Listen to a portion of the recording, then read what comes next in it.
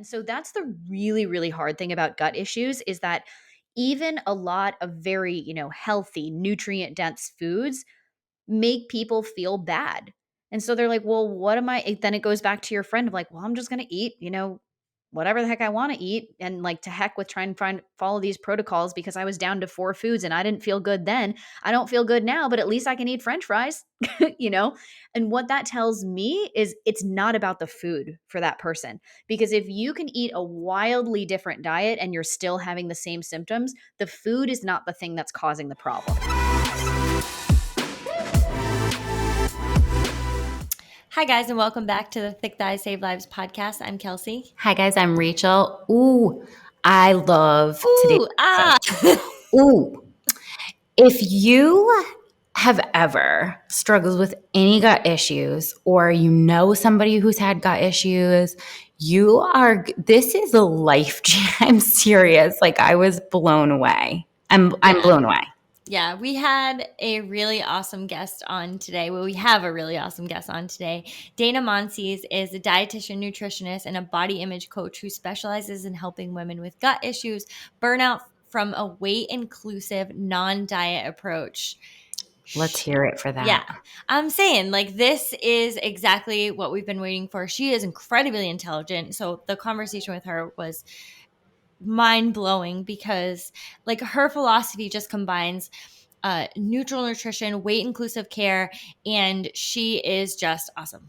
She was so insightful. And I think that one of the things that people with gut issues struggle with most is the constant, like, we can't help you, shoulder shrugging, we don't know kind of mentality.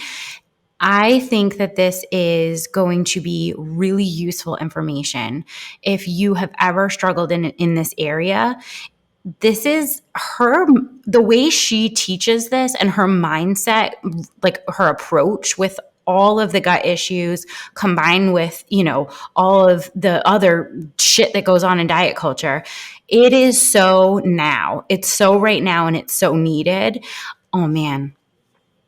Yeah, just excited for you guys. I can't say enough. Yeah, because she doesn't she doesn't do the approach where like your mind and your lifestyle is completely different for what is useful and helpful for your body. She combines them both and addresses each individual as a whole person, and that is everything right there. So hope you guys love this episode. Dana, we are so excited to have you on the podcast today. And we kind of want to just jump right into it. So what drew you into the nutrition field and how did you become an advocate for women's health? Yeah. Well, so I know, big question. Yeah. Well, so I mean, ever since I was in high school, I've always been interested in like cooking and, food and stuff. But in college, I swam in college. I've been an athlete my whole life. And so, what goes with that as a swimmer in particular is they're like, oh, you can eat whatever you want. It doesn't matter. Right. But so then in college, when you start to learn a little bit more about nutrition for sport, in particular, it's like, oh, I should be eating these things and I shouldn't be eating these things. Right.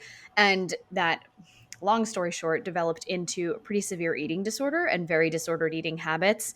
And then that kind of stayed as I was working in politics for a few years during and after college. And then I was like, nope, I hate this stuff, gonna leave. Went back to grad school to get my master's in nutrition. And then through all of that, started to realize that a lot of the kind of, for lack of a better word, prescriptions that are given in like the functional medicine, integrative health field when you have specific health conditions are really elimination diets, right? And they're kind of handed out very similar to medicines. And so I kind of fell into this middle ground of like, okay, well, I'm seeing that we can use food as medicine. Like I later got diagnosed with celiac and was like, okay, well, I obviously have to use food as a part of my medicine, right? But for a lot of people that I was working with in school and then at the clinic that I worked in under a functional medicine doctor and in my own practice, a lot of people, while trying to heal their symptoms with food and these elimination diets, were developing these really disordered behaviors with food and exercise and all of this other stuff. So I kind of was like, there has to be another way to do this. And that's kind of how I landed in the niche of where I am today as, working with women primarily with like chronic fatigue, chronic stress, burnout, and primarily like a lot of gut issues who also have a history of like heavy weight control or disordered eating behaviors, and teaching people how to manage all of that from a more weight neutral and neutral nutrition perspective, so that you can use nutrition in a positive way, but food doesn't have to control your life to get there. Oh my gosh, like, hello. Like, there was like a gap in, you totally came through with, I see a hole in the industry, and I am so excited to talk to you, first of all, like on a very individual, personal, selfish level, because I have so many people in my life. I'm not one of them, but I have so many people in my life that struggle with gut health. My husband is one of them. Is been diagnosed with IBS, the mysterious disease of, we don't know why you have it and we don't know what it is and we don't really know how to treat it. So that's like always a fun time. And I think that so many people, I don't know, you tell me, are these gut issues like celiac, IBS, Crohn's, are these on the rise, or are people just getting finally names for things that we've been getting all along? Do you think that there's an increase?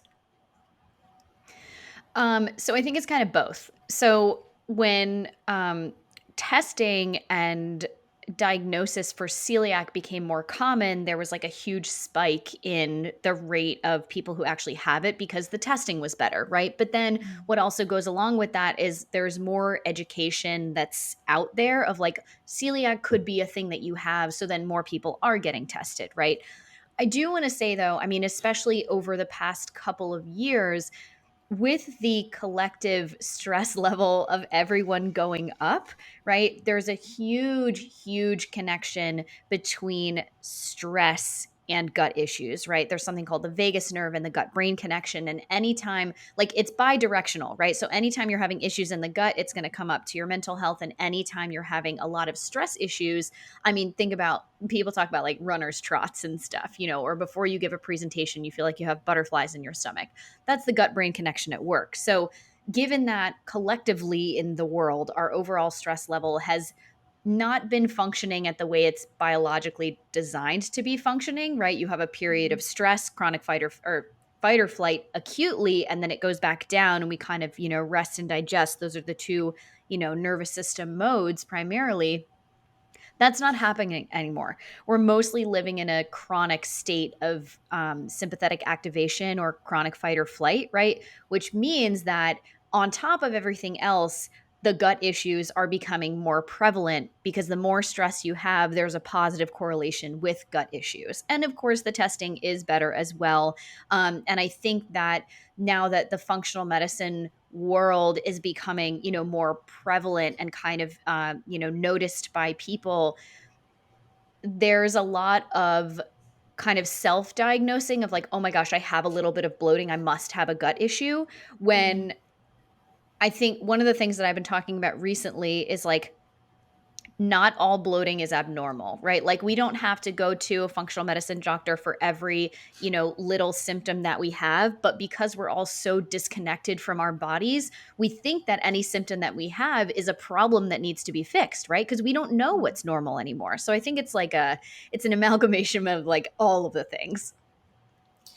Yeah, I really love how you put that because I've talked to like my friends and myself and like what a normal amount of like, for example, bloating is, and like where you are like with your hormone levels, with your stress levels, like with what you ate. So there's so many things that go into that, and like figuring out like what is normal for you is not the same as like what's normal for someone But like else. also you Like, have to have a baseline in like yeah. what is good and healthy for you. And I think that so many people are so far off their baseline that they kind of almost forgot like what it feels like to feel good and energetic and have their gut working normally. And like, you know what I mean? So it's like, it's hard to get, think of diagnosing yourself when you can't even really like remember your normal. Yeah. And there's a big difference for a lot of people between what is normal and what is optimal, right? So, like, for example, with Yeah. your husband, it's very normal to go to the doctor now and get diagnosed with IBS, right? IBS is a diagnosis of exclusion. It's we validate that you're having these symptoms and there's something wrong with you, but honestly, we have no idea what's going on, Yeah. right? That's basically what IBS is from a doctor's, diagnosis perspective. Because IBS is not just like, oh yeah, like my body just, doesn't digest food well. Okay, why? What is causing that, And luckily and unluckily, right? A lot of my clients, when they go to the doctor now, if they come to me in a, discovery session or something, and they're like, yeah, my doctor just told me I have IBS, and like they chalked it up to stress. And it's like, okay, stress can be a very, heavy component of contributing to the symptoms of IBS, but not only the symptoms, stress can be a main contributor to the underlying condition, which is causing the IBS in the first place, right? So, what I find for a lot of people is that IBS is really just like a very surface diagnosis. It doesn't actually tell me as a clinician like what's going on or what's causing your symptoms. Again, it's like IBS is, oh yeah, you're having these symptoms. I understand this. And we validate this and you can have this diagnosis. But it doesn't tell me anything about why. It's so, I think that's why so many gut issues are so frustrating to people, because the gut seems to be so complex that even like doctors are not, you know what I mean? And that's, I think the most frustrating thing for people is they want kind of an answer, what they want, an actionable thing that they can do.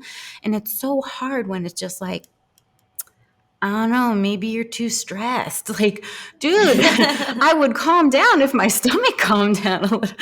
But so I want to talk for a second about, the importance of gut health, because, I think we're, like I said, like we're just beginning to scratch the surface. I think we're people understanding the connection between like their gut health and their overall health. And just, do you think that, have you met many women who could have potentially damaged their gut health somewhere along the way with like crash diets or exclusive way of eating? And can you just like talk about like the importance of gut health to your overall health for a second? Yes. So, first, almost every single person that I have worked with ever or come into contact with that has gut issues has some kind of history of either chronic dieting, over exercising, or disordered eating, or an eating disorder, right? Mm. And it really can be like a chicken or egg situation, right? Because if we look at this from a functional medicine approach, if you have gut issues that suddenly start to pop up out of nowhere, of course, if you go to a traditional Western doctor and they're like, oh, it's all in your head, like, great, thanks for gaslighting me. Love that for me.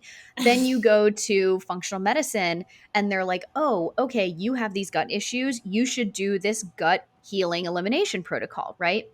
Then you start to do the protocol, and probably in the short term, you do start to feel better because we're removing fermentable carbohydrates, we're removing, things that you potentially might have a reaction to.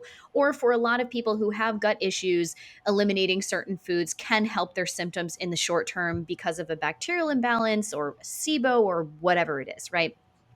But then the problem becomes, because you had some symptom relief there, even if it wasn't treating the underlying issue, you now start to believe this is the only way that I can manage my symptoms, right? So then the nervous system and the stress component comes in of, if you eat, something that's on your list of no foods, regardless of whether or not you have a biochemical sensitivity to that food, or the bacteria in your intestines are like, whoo, party, we love cake, or, whatever it is, you can actually think yourself into having symptoms. That is the gut brain connection and the nervous system at work. So that's one component of it, right? And then on the flip side, you can start to develop really serious gut conditions from very restrictive eating, whether it was for the purpose of, managing symptoms from an elimination diet perspective, or it was dieting or weight control, or you're doing macros, for whatever it is.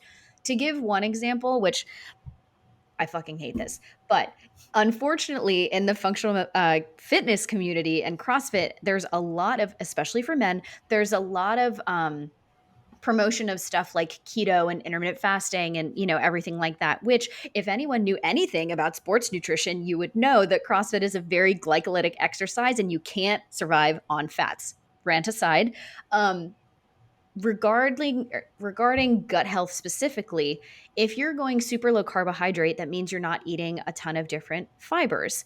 What are the main food for your gut bacteria? Prebiotics are fibers. So you can actually, by doing these different, especially low carb elimination diets, you can starve the good gut bacteria in your intestines, which creates an environment that is very ripe for pathogens to come in, whether it's viruses, H. pylori, really severe things like salmonella, giardia, C. diff, all of this kind of stuff, but just really an unfavorable balance of bacteria in your intestines that can lead to a bunch of gas, bloating, constipation, diarrhea. Get ready for all the poop terms because this is what we're going to talk about today, right? But a lot of people who are pursuing weight control or macros or restricted diets or stuff, we're not like calm people. We tend to be like very type A personalities and everything like Mm-hmm. that, right?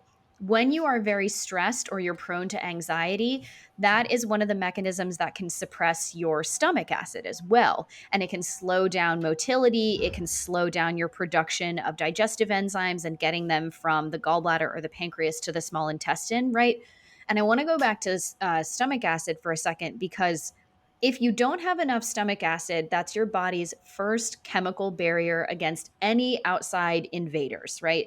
This can be totally normal stuff like colds, the flu. It can be more nefarious stuff for your gut like H. pylori and salmonella and parasites and small intestinal bacterial overgrowth.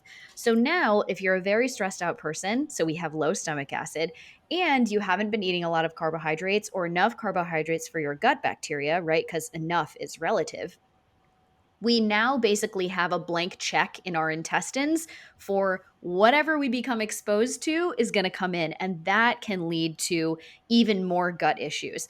But it's interesting because it's not the pathogen that came in itself that was the root cause of all of those gut issues, even though it's causing a lot of the symptoms now.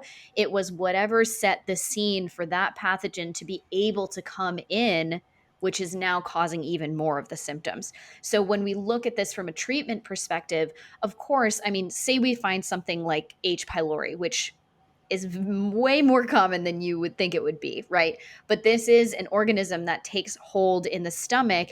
And if you try to correct this by supplementing with stomach acids digestive enzymes with stomach acid, H. pylori is like, ooh, we love acid. It's just going to eat that all up and further lower your stomach acid. I have to Well, validate that you. was an Wait, answer. I have to validate you for a second because I'm like literally blown away. Okay. Yeah. Here's the course of events. I'm not even joking. Me and my husband found CrossFit. We were extremely invested in CrossFit. We're both very type A personalities. And the gym was running a Whole30 challenge. I'm not joking. This is exactly how it went. They were running a Whole30 challenge, which we both want to participate in because we're all in the gym. He does Whole30, and this is around the same time as we're developing our business. So it's like, we were starting a business from our basement. Peak stress. Yes. So the exact two things that you said, no carbs and high fats and combined with stress. And after the Whole30, he was never, ever the same. And that is when all of the IBS started for him and all of his digestive struggles. And like, I can't even say how validating it is to hear that from someone because every single doctor he's told that to has been like, I don't know. I never heard of Whole30. Sounds okay to me. Like, yeah. I mean, your doctor was probably like, so you're telling me that you cleaned up your diet and you started to eat healthier, but now you're having more gut issues? exactly. Yeah. Oh my God. He's going to love this episode. I'm so excited. Well, I just think it's really wild because a lot of the things, just like going back to what you kind of brought up initially, was diets like keto and like very restrictive diets like that, where we talk about some of the effects that that those kind of like crash and elimination diets have on the body when it comes to like your hormone levels, or when it comes to like how your body is metabolizing food, or, you know, how it's affecting your workouts. Are you more tired? How is it affecting your sleep? That kind of things. And there is literally like the keto flu people talk about, and then we're still like using this as a baseline for health, and it's like the most bizarre thing. But I've never really even considered, you know, how that is affecting or setting the stage for certain bacteria in your gut. And then the transition away from some of those really restrictive diets, how you can start to see the effects of that really after.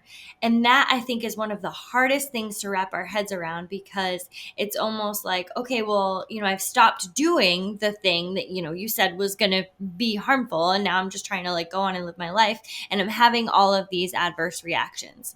And now you kind of like go to pinpointing the things that are happening right here in the now, when like there's already been a lot of damage that has been Or you done. think you have to go back to like, well, I have to eat keto Yes. again because that's when I was feeling better. Like, you know, like you almost think you're the problem.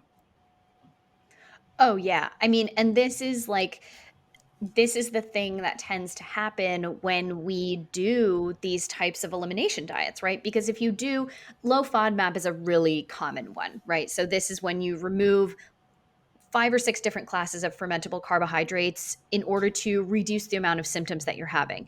Now, for a lot of people, this can be really successful for a short term in terms of symptom relief, because if you have an overgrowth of bacteria and those bacteria are feeding on the and fermenting those carbohydrates, which is causing a lot of gas and bloating, you take away their food, yeah, they're not going to be able to ferment anything, right?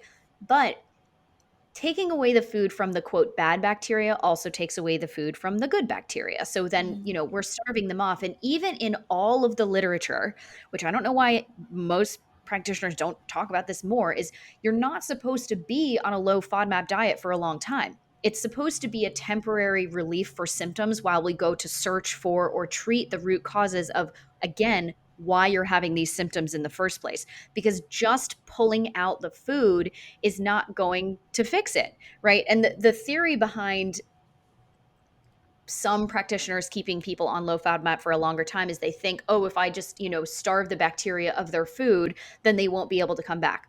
A lot more complicated than that, right? And we can get really into the nitty gritty about like biofilms and, you know, everything like that. But one of the things that also tends to happen, you know, in light of like, okay, we do this elimination diet and, you know, I'm still not feeling good, or, you know, I did Whole30 and now I feel way worse. It's like people will then, because you can get these very easily through, you know, Instagram, you don't have to have a practitioner to order these, is people will order food sensitivity tests, right? Mm. But there's not a lot of education of what this is actually telling you.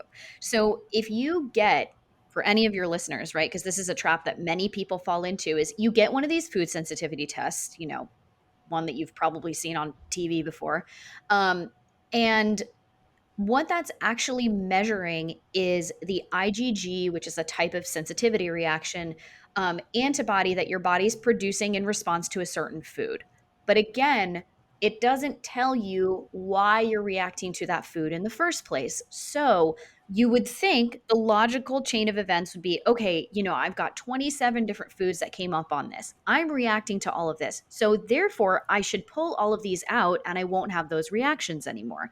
But what it's actually telling us, basically, as the proportion of foods that are showing up gets larger, what it's really telling us is we have some inflammation and intestinal permeability, because no food should be able to get through to the bloodstream in the first place, right? This is a blood test. So when we think about the lining of the small intestine, it's supposed to be a barrier between the inside world of our bodies and the GI system, which really is an external environment, right? It starts in your mouth and it exits out the other side, right? Things are really just passing through, aside from the nutrients and minerals and everything that we're absorbing from those foods.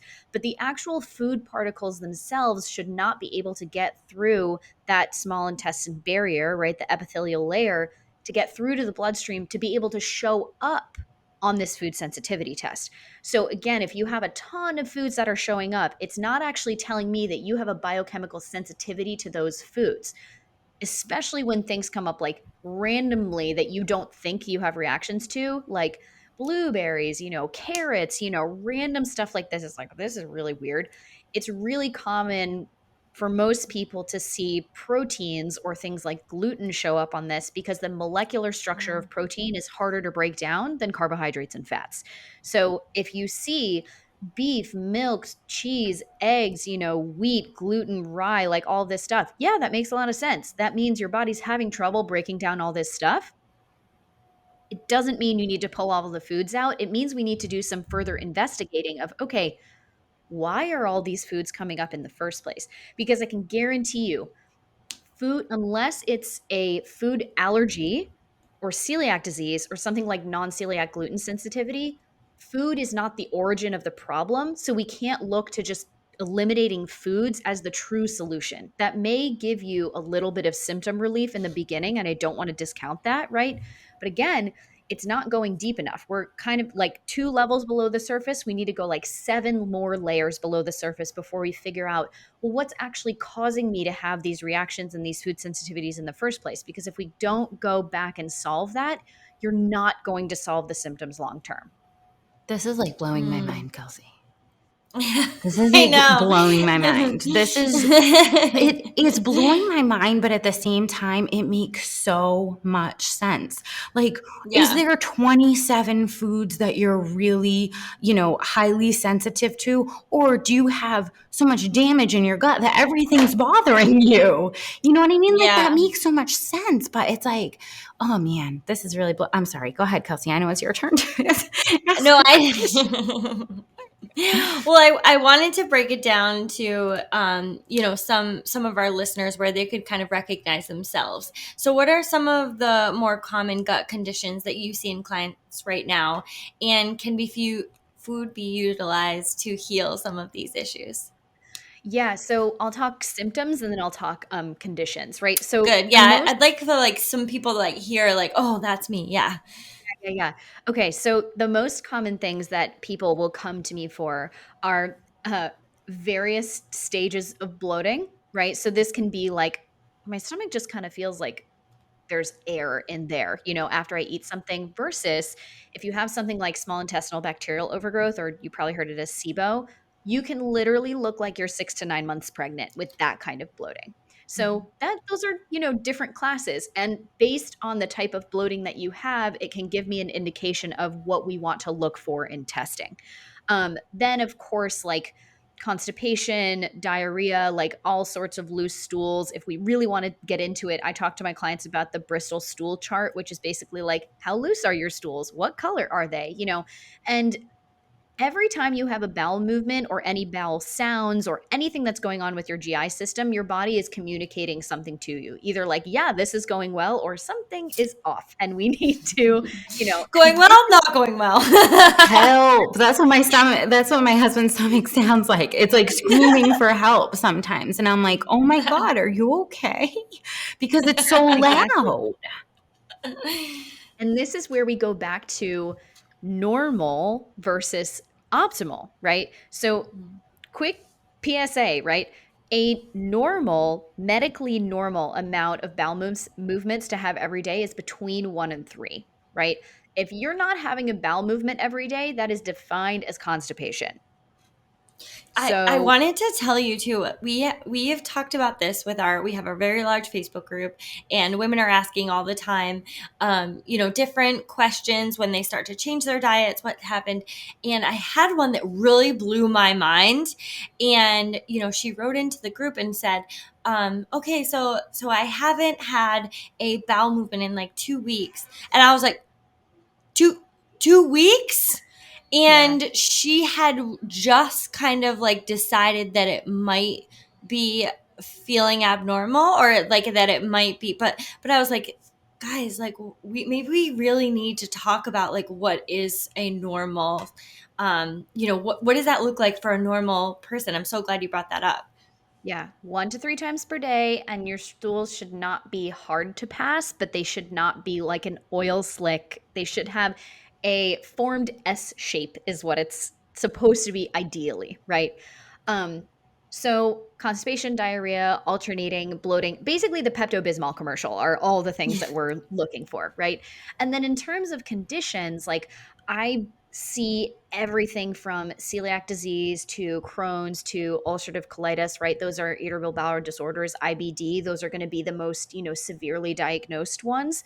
But then you've got IBS, which is a catch-all for everything else, right? But again, doesn't tell us what's going on. So it might be something like small intestinal bacterial overgrowth. It might be a candida overgrowth, which is a yeast. It might be a fungal overgrowth.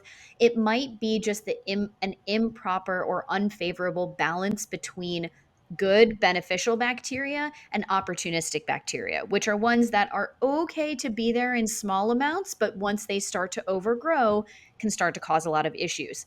But what's really interesting is most people assume when you're having gut issues, it's because there's an overgrowth there, right? Like there's too many things that aren't supposed to be there.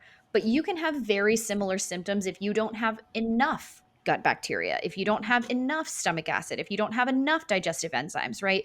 Which is really where, and this is why I became so specialized in this, is I do a stool test on almost every single person that I work with if they're coming to me for gut issues, right? If somebody's coming to me for like, body image stuff and they don't really have any health issues, I'm not just going to be like, well, you work with me, you have to do a stool test. But again, most people are coming to me for gut issues. And so, what better place to look than the gut itself, right? We need to get a better picture of what is the bacterial balance here? Like what does your lactobacillus look like? What do your digestive enzymes look like? What does your stomach acid look like? And again, when we're looking at a stool test, you're looking at all these different, balance of bacteria. Are there parasites? Are there worms? Are there, other scary things that aren't supposed to be there? Is there blood in your stool, for example? Is there undigested fat in your stool? Because again, this is basically like our digestion report card. Like what's going on here? And a lot of people before they have come to me, my clients are, I like to say, like they're some of the smartest people I know because they've done so much of their own research, right? They've done so many different elimination diets. They're trying to figure all this out on their own and they're kind of at a dead end. And they're like, I just don't know what to do. And it's like, well, look, you've tried so many different things that just the stress of trying to figure this out on your own can be Yeah. contributing to your gut symptoms, right? And that's such a hard place to be because I was the same way when I was trying to figure out all of my gut stuff. Haha, it was mostly because of an eating disorder. Joke's on me, right? But like, it's so tough and I have so much compassion for everyone who has gut issues because you do really feel like you're just throwing spaghetti at the wall to see what sticks because it's like you do all your own research and it's like, do this gut elimination diet and don't drink water with your meals and don't use mouthwash and don't use, whatever, all this stuff. And it's like, well, now I'm down to 4 foods and I'm still having these reactions. So what am I supposed to do now? Which is where a lot of people just go like, well, forget it. Yeah. They honestly just go like, forget it. Like I have a lot of friends who I've talked to about this too, who are just like, well, you know what? I eliminate nothing now because I've tried so many different things to where I got it down to a point there that I was like, feel like I wasn't eating anything and I wasn't getting any pleasure from food and I was still having problems with my stomach. So screw it. Oh my God. The gut people are the bravest of the people, Yeah.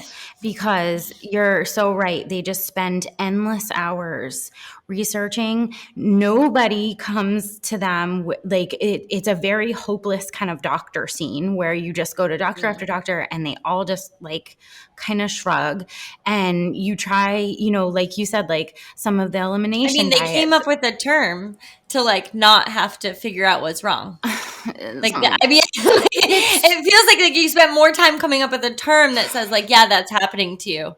So it's Good just some luck. of they're honestly some of the bravest people, because like they just keep trucking day after day with some really painful, really serious symptoms that everybody just goes, I don't know, man, maybe like do some meditation, like calm down a little bit or stop eating fries. And you're just like, what? So, now, when it comes to like the individuality of the gut, you've touched on that there can be so many different, issues going on personally within your gut that are going to be so different, and they might present the same symptoms, but like it's so different than the person sitting next to you. I was wondering if you think that there is any universal true thing that we all should be doing to improve or, help our guts be running at optimal? Like, is there any blanket type advice? Should we all be taking a probiotic? Should we all be eating leafy greens? Like, is there anything that you could say for all people that would optimize their gut? Yes, which this is unique because I'm the queen of saying it depends, which is almost always the answer in nutrition. And people will hate me for this, but my number one recommendation is God, sit down and chew your food. That is one of the only like blanket recommendations we can give, right? Because this also goes back to the nervous system and fight or flight. I can 100% guarantee you that if you are stressed out, running around between errands or trying to come from the gym, or you immediately just finished a workout and your body is not switched into rest and digest mode, you're not going to have optimal digestion, regardless of whether or not you typically have I feel symptoms. attacked. Jenna, I feel like you're attacking me right now. Good thing I didn't know that about you before, so that was not supposed to be a personal attack. To be fair, listen, you can't do this 100% of the time. I always say this to my clients, especially because, again, a lot of people who are drawn to this, our gym world and then also have health issues or gut issues. We tend to be a lot of type A people, right? One thing that I try to steer my clients away from is the all or nothing mentality of we have to be 100% perfectionistic about everything. To give an example, we're recording around lunchtime, and because I had clients this morning, I have not eaten lunch yet.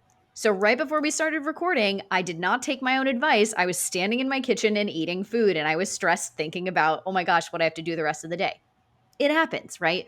But most of the time, especially if you are someone who deals with a lot of digestion symptoms, try to chew your food more than you think you need to. Try to chew your food enough so that you don't have to gulp down water or some other drink while you're eating, because that does dilute your digestive juices a little bit. This doesn't mean that you cannot drink while you're eating, right? Because that's another question that a lot of my clients will ask me.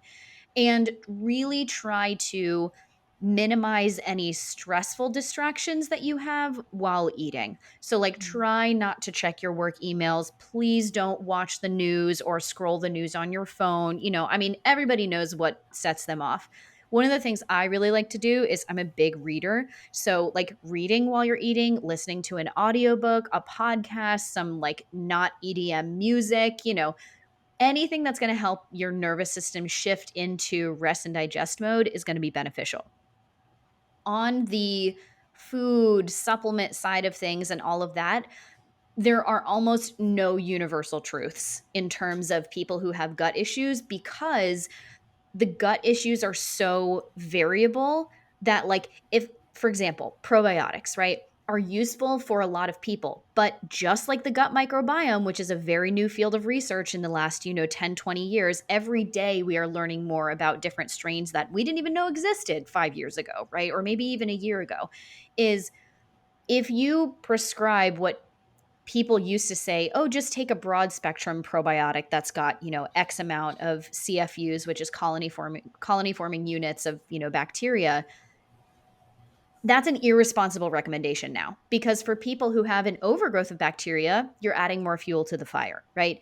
And for people who have, for example, like candida, a yeast infection, you need to do a specific kind of probiotic in order to make sure that it's not fueling the yeast. For other things like H. pylori, there are specific probiotics that help get rid of H. pylori. Can they cure H. pylori on their own? No, don't. Let's hope no one thinks I'm saying that, right? But even something that would be, as, quote, simple as a probiotic can make some people feel better, can make some people feel a lot worse. And the same thing with your question about like leafy greens, right? If somebody has severe bloating and diarrhea and all these different digestive issues and stuff, eating leafy greens, especially raw leafy greens, might make them feel worse, right? And so that's the really, really hard thing about gut issues, is that even a lot of very, healthy, nutrient dense foods make people feel bad. And so they're like, well, what am I? Then it goes back to your friend of like, well, I'm just going to eat, whatever the heck I want to eat, and like to heck with trying to follow these protocols because I was down to 4 foods and I didn't feel good then. I don't feel good now, but at least I can eat French fries, you know? And Yeah. what that tells me is it's not about the food for that person. Because if you can eat a wildly different diet and you're still having the same symptoms, the food is not the thing that's causing the problem.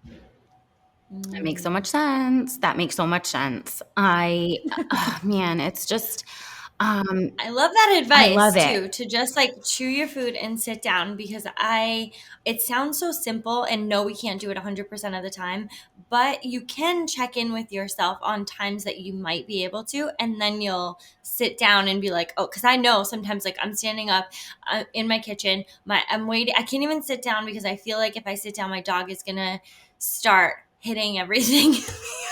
Because she knows like I'm sitting down and now she wants to go out. It's like a thing. So I'm like, well, I'll just stand here. She won't know that I'm not in the middle of something. I'm just trying to eat, which actually is in the middle of something.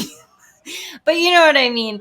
Like we have these like different things where you're just like, okay, no, I could just go sit down and like relax for a couple minutes and do actually just eating, because that is an activity that I have to do to survive. Unfortunately, I have to eat again. This is what I'm always saying. I'm like, oh my God, I would be so much more productive if I could just get over this hump of needing to eat 3 times a day. It's like ridiculous.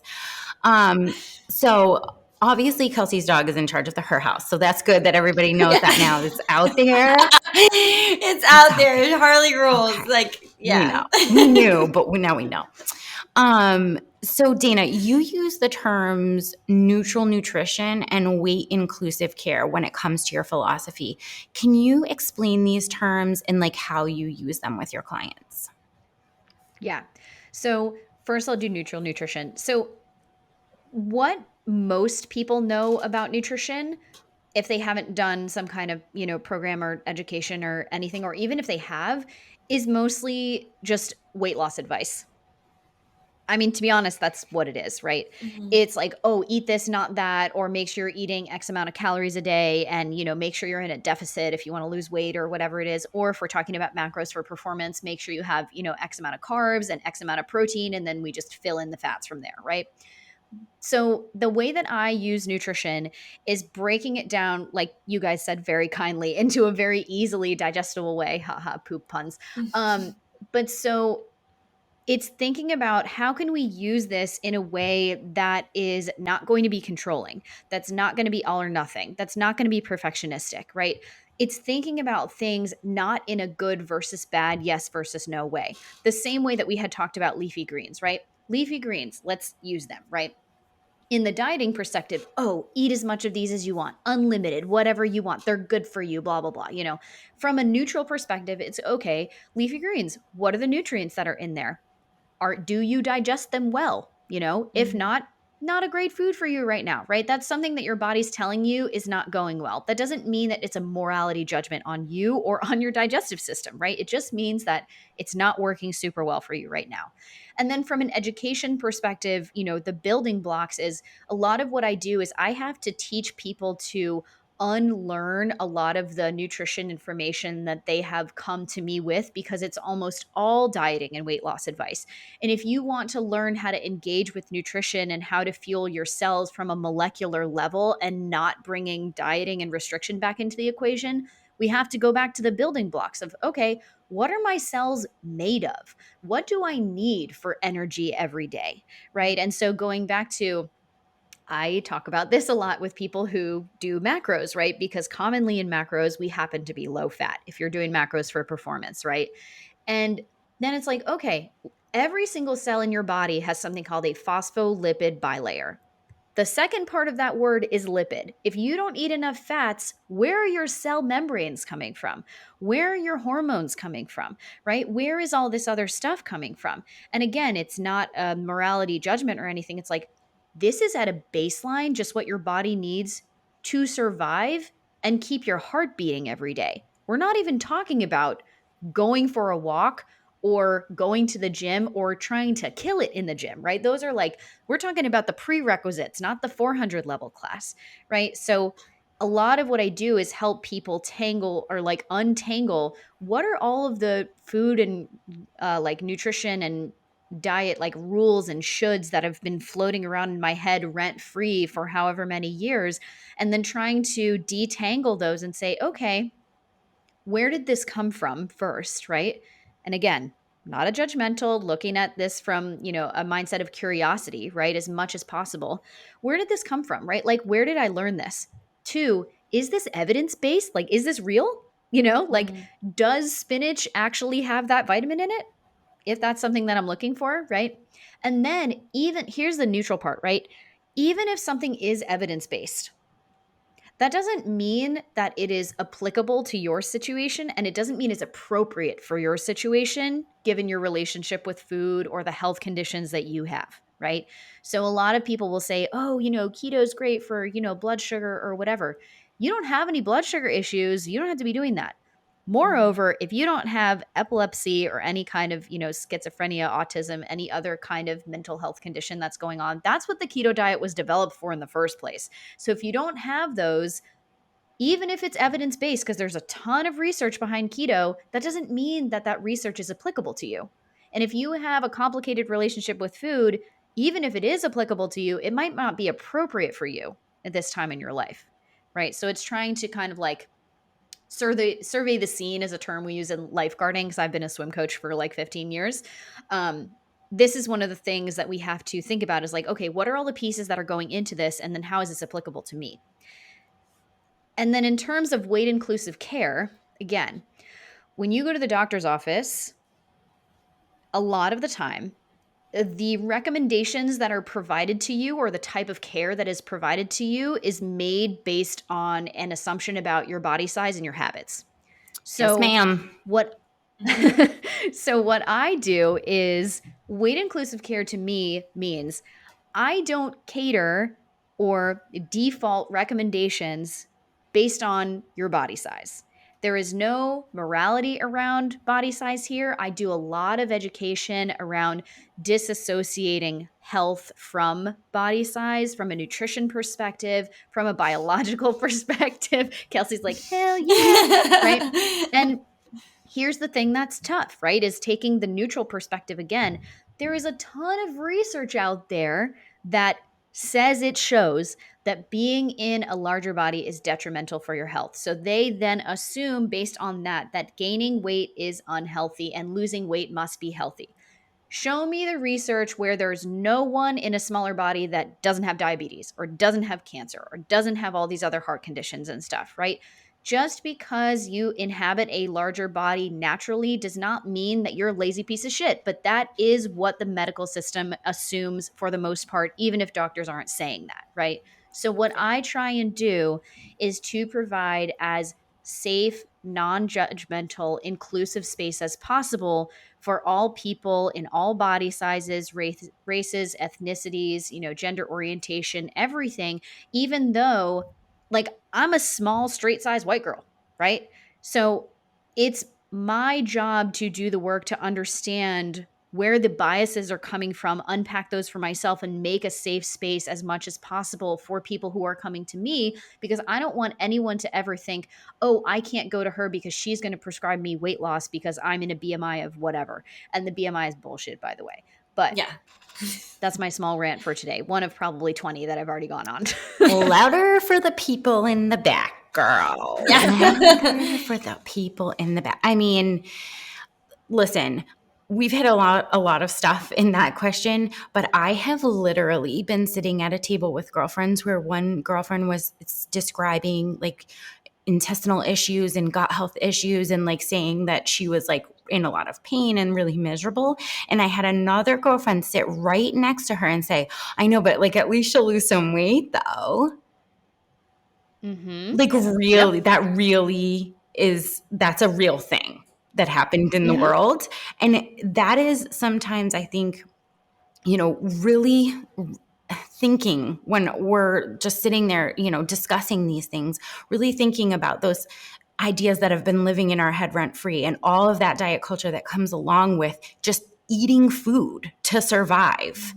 It makes everything so much more complicated when you're talking about, your gut health and solving gut issues. So it's crazy, man. It's crazy out there. Honestly, Dana, I just want to say thank you for the work that you're doing, because like Seriously. that, just like how you described that. I mean, like I talked to you before we started about like finding people who are in your space and like shouting this like so like anti diet like message, and just like being body inclusive and body inclusive care, and like how you're practicing that on a daily basis is amazing. Thank And you. I just want to Yeah. thank you for that, because like so many of our women, have talked about their experiences with working with a nutritionist or going to the doctor, and it being so disheartening because their experiences are not heard. Their lifestyle is not heard, because like the person that is supposed to be listening to them is only judging them based on the size of their body. And it's so freaking problematic. And it is so anti health. And what you're there for, and like how you can even express yourself, especially as a woman, and especially as a woman in a larger body, being able to express what your experiences are without someone attaching some morality and assumptions about your lifestyle. Yeah. Well, thank you. You guys are super kind. I mean, I'll be honest, it took me a long time to find this niche and to unpack all of this stuff. I used to be a coach for one of the popular elimination diet programs that we have talked about on this show today. And when I started to realize that that program, more people than, I mean, I don't want to put a percentage on it, but a lot of people that were going through that program and reached out to me were like, I'm really glad that you said that this, wasn't working for you and you're not doing this anymore, because you saw a lot of your clients were dealing with disordered eating and, all this stuff afterwards. It's not that the program itself caused that, because I don't think I could legally say that. I mean, maybe, I don't really give a shit, but it's like so many people are dealing with these very complex issues, and we can't approach it from a simple perspective. You can't approach these types of things that are 27 layers deep, just like those 27 food sensitivities. You can't only go 2 layers deep, right? Like, you need to start there, because for a lot of people, you can't go straight to the root cause, right? And most people, when they're coming to me, have already done so much deep digging. And it's like, well, now, especially people who have gone through different protocols for like gut issues and stuff, now they're like, but my relationship with food is in the toilet and I'm still having gut issues. And I feel like if I don't eat this way, then all my gut issues are going to come back. And now I'm realizing that my stress response and the nervous system and just how stressed I am about eating certain foods is causing me to have worse symptoms, right? So it's just like layer after layer after layer. And I find that even just being able to, like, I'm so happy that, I mean, I've done so much, so much like new learning and continuing education, and bringing into account my own experience and all of my clients and everything. And just, being able to hold a safe and non-judgmental space for people is one of the best things that any practitioner can do. And it's really not that much to ask, Yeah. and I really wish that people, regardless of what your education level is about all of this stuff, is just like, give people a space where they can feel heard, and you listen to them and you validate them. And my God, don't gaslight them. Be like, oh, it's just all in your head. Because it's not. Not. They're the only expert in the room on their body. The Like only they're the only expert in the room. who knows what's happening. And when you had talked about like macros and stuff, and we've talked about macros on the on our previous episodes before, but I think one of the things you said that really rang true to me is, I had a coach who was like really pushing me to be more consistent or precise with my macros. And like I had to really like sit down, and I'm super confident in how I feel and how food affects me. So like I'm one of those people I've gotten to a place where I can say like, no, this doesn't feel good, but like I require more fats in my diet. Like that's what my body like works better with a higher fat percentage or like in my diet than what was being prescribed to me. And I was like, so here's the thing, like I don't feel good there. And what was really getting affected was my hormones. My hormones started like getting all over the place. And I was like, well, why is my skin breaking out? Why are these kind of things happening that aren't normal? They're not really in my like every month how I'm feeling. Like they're not really in my normal range. And I'm noticing that and I'm trying to peel back like where that's coming from. And for me, like what I'm eating is a massive part of that. But like for a lot of people, like they're kind of taking the advice and then kind of going with like, well, that's what they told me to do. Well, my favorite part of what you said, Dana, was that just because it's true doesn't mean it's for you. And if you don't mind, Yeah. I'm going to be stealing that and saying it to every person I come across, because just because there's research to back up the claims of something being true, it doesn't mean that you're trying to negate it or that you have to find alternate research to prove that it's not for you. You can just straight up say, yeah, but that's not for me. It's Was still that true. research done on you? Yeah. Exactly. And that's where the neutrality comes in, right? It's like we can accept that, X diet or X nutrient or whatever can be really helpful in therapeutic doses for whatever health condition. And we can accept that that's not applicable for me, or even if it is applicable for you. So okay, let's use an example about gut health, right? So there's a marker on the test that I do that's called anti-gliadin IgA, which basically is an enzyme that measures how well your body is doing breaking down gluten, gliadin, wheat, rye, barley, all the things, right?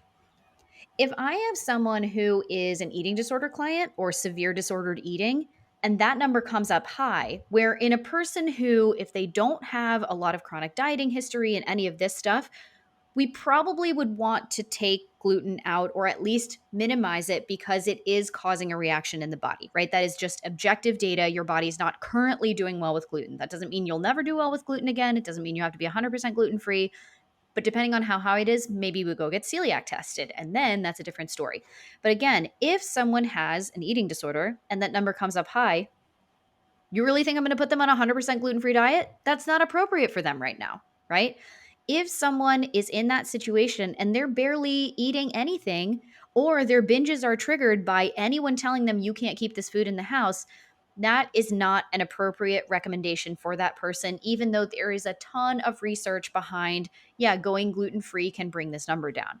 We need to think about other strategies to work with that because that is not ethically appropriate for that person. Imagine treating the whole person. I just love you. I'm seriously. I love you. Oh my God. Did we just become best friends? We just become best friends.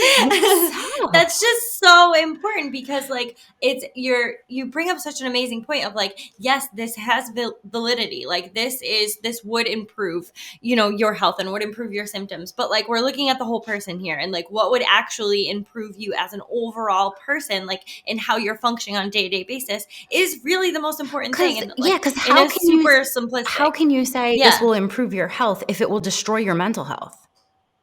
Exactly. That's not improving your health. Like that. Oh man, I love her. That's why we, in a very simple way, we talk about this with workouts where we say like, I can tell you what the most effective, like way to work out is, but the most effective one is the one you're going to show up for. So like no matter what, like I could tell you all of these other things that you could strength train that like using metabolic conditioning would be really beneficial to you. But the actual most, like the best thing for you is the one that you're going to show up for. Yep. Despite all the research. So this was amazing. Amazing. Yeah, this was amazing. And I want to let our listeners know where they can hear more from you. So can you just like tell them where they can find you after this? Yeah. So the main places you can find me are on Instagram. So I'm at Dana Monsees _CNS. My podcast is called Wholehearted Eating. And those are the two main places that I hang out. If you want to learn any more about like how you can work with me on gut health nutrition or, body image or anything like that, all the links are on my Instagram, but you can also just search Dana Monsees Nutrition or realfoodwithdana.com. I'm everywhere. Except TikTok. I'm not there. I know. It's a tough cookie to crack, believe me.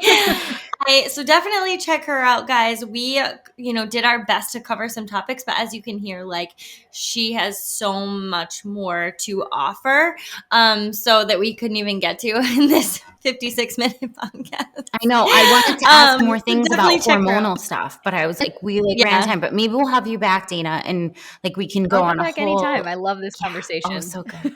So good. Yeah. Thank you so much.